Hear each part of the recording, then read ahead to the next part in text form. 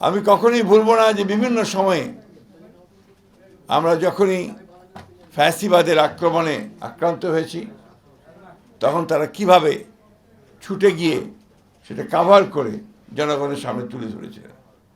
সেই জন্য আমি সবসময় তাদের কাছে কৃতজ্ঞ।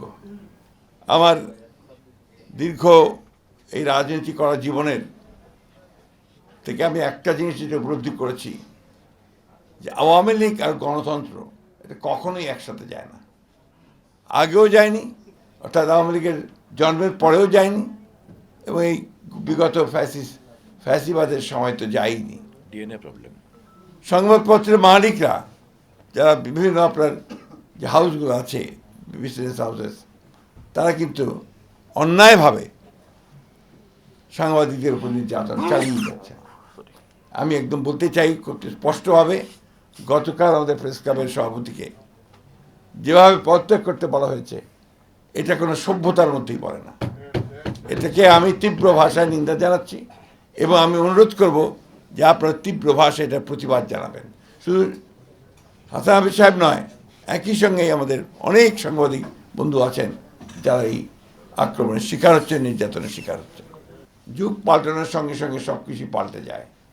আমি এর আগের দিনও বলেছি যে আমাদের তারা আজকে 1975 সালে 76 সালে সাংবাদিকরা যে অবস্থায় ছিলেন এখন কিন্তু সেই অবস্থায় নেই। আমি এখনও দেখছি আমাদের এরপরেও দেখছি অনেক সাংবাদিক ভাই এখন পর্যন্ত বেকার হয়ে আছে। আমরা তাদের কর্মসংস্থানের সুযোগ সৃষ্টি করতে পারিনি। আমি আশা করব যে আমাদের একজন যোগ্য তথ্যমন্ত্রী আছেন, তিনি প্রচেষ্টা চালাবেন এবং আমি সাংবাদিক ভাইকে অনুরোধ করব আমাদের বন্ধ হয়ে যাওয়া যে সমস্ত সংবাদ মাধ্যমগুলো রয়েছে, দৈনিক বাংলা, টাইমস, এগুলোকে চালু করার জন্য উদ্যোগ গ্রহণ করতে হবে। এমনকি যদি বিচিত্রাও সম্ভব হয়, আমার মনে হয় বিচিত্রাকে চালু করতে হবে, কারণ এগুলোতে আপনার ঐতিহ্যগত একটা ব্যাপার আছে।